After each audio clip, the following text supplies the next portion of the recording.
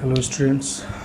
आज हम लोग 12th क्लास का या फिर बीकॉम में या फिर सीए में 12 बीकॉम या सीए में आपका एक चैप्टर आता है नॉन प्रॉफिट मेकिंग ऑर्गेनाइजेशन, जिसको हम लोग गैर लाभकारी संस्था कहते हैं। और उस में हम लोग एक टॉपिक करने जा रहे हैं, वो है रिसीट्स एंड पेमेंट अकाउंट।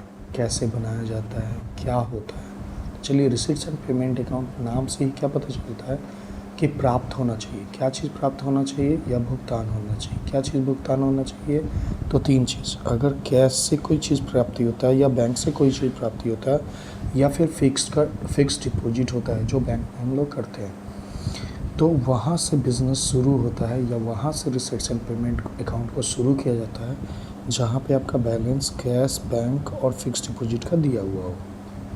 ठीक, उसके बाद जितना भी पैसा रिसीव्ड होता है, मतलब चाहे वो कैपिटल रिसीट्स हो या रेवेन्यू रिसीट्स। अब कैपिटल रिसीट्स किसे कहते हैं और रेवेन्यू रिसीट्स किसे कहते हैं। तो कैपिटल रिसीट्स का मतलब होता है एक ऐसा प्राप्ति या ऐसा जगह से पैसा प्राप्त होना जो बेसिकली या नॉर्मली लॉन्ग टर्म का होता है। लॉन्ग टर्म का मतलब होता है 1 साल से ज़्यादा। जैसे मान लीजिए हम कर्जा लिए, उससे जो पैसा प्राप्त होता है वो लॉन्ग टर्म का होता है। रेवेन्यू का मतलब होता है शॉर्ट टर्म। शॉर्ट टर्म मतलब 1 साल से कम का। 1 साल से कम का मतलब हम क्या किए, मेरे जैसे गैर लाभकारी संस्था है, तो इस संस्था में हम कुछ पर्सन्स को एडमिशन दे रहे हैं, तो उससे एडमिशन फ़ी ले रहे हैं। सब्सक्रिप्शन है एक्चुअली, जिसको चंदा कहते हैं, तो सब्सक्रिप्शन लिया जाता है संस्था को चलाने के लिए, तो वो सारा चीज़ इसमें आएगा। और कोई भी प्राप्ति होगा, चाहे वो कैश में हो या बैंक में हो या पूंजीगत हो या आयगत हो। एक और चीज़, चाहे वो गत वर्ष से रिलेटेड ही क्यों ना हो या फ्यूचर से रिलेटेड क्यों ना हो, फिर भी वो यहाँ पे लिखेंगे।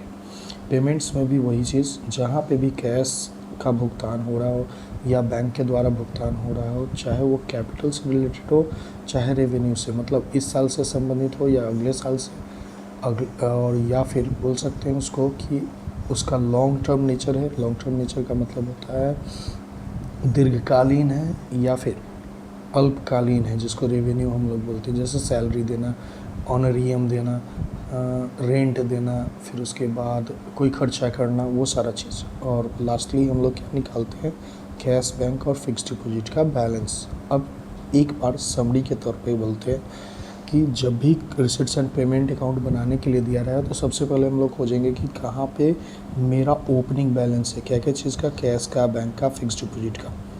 फिर उसके बाद मुझे इस साल या जिस अवधि के लिए दिया गया है कि रिसीट्स एंड पेमेंट अकाउंट बनाइए, उसमें कितना पैसा प्राप्त हो रहा है, चाहे वो कैपिटल से रिसीप्ट हो या फिर रेवेन्यू से रिसीट्स हो। उसके बाद वो पास्ट से संबंधित हो या फ्यूचर से संबंधित हो, हमको उससे मतलब नहीं है। पैसा मिल रहा है मतलब इसका रिकॉर्डेशन होगा या इसको लिखेंगे। पेमेंट के साथ भी वही कंडीशन है कि कैपिटल से रिलेटेड हो या रेवेन्यू से रिलेटेड हो, उससे मतलब नहीं है। प्राप्त अगर पेमेंट कर रहे हैं तो उसका हम लोग लेखा करेंगे। और last receipts and payment account का होता है, जिसमें आपका कैश, बैंक और फिक्स डिपॉजिट का बैलेंस निकाला जाता है। अगर हम लोग ये तीनों से शुरुआत कर रहे हैं तो लास्ट में इन तीनों का बैलेंस लिखना आवश्यक होता है। दूसरा चीज़, अगर मान लीजिए कैश से स्टार्ट कर रहे हैं तो बैंक और ये तीनों का अगर ऊपर में कैश, बैंक और फिक्स डिपॉजिट का आपको सारा बैलेंस दिया हुआ है, तो नीचे में किसी एक का बैलेंस निकालने के लिए आपको बोलेगा। मतलब बैंक का बैलेंस दे सकता है, फिक्स डिपॉजिट का बैलेंस दे सकता है। अगर फिक्स डिपॉजिट का बैलेंस नहीं दिया हुआ है तो ओपनिंग में जो बैलेंस होगा वही क्लोजिंग में आएगा।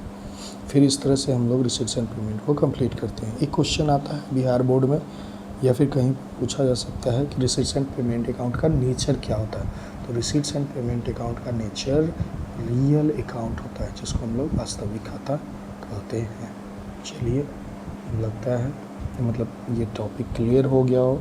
इसके ऊपर हम एक क्वेश्चन आज शाम में या फिर कभी भी टाइम मिलेगा तो बना के पोस्ट कर देंगे। वो एसके सिंह के बुक से होगा, क्योंकि बिहार बोर्ड के हिसाब से बता रहे हैं, या फिर सीबीएसई के बुक डीके गोयल से होगा। तो देखते हैं पहले क्या होता है। 1-2 हर टॉपिक पे क्वेश्चंस डाल देंगे, आप लोग देख लीजिएगा। एग्जामिनेशन का तैयारी अच्छे से हो जाएगा, ऐसा आशा करते हैं। ठीक है, धन्यवाद।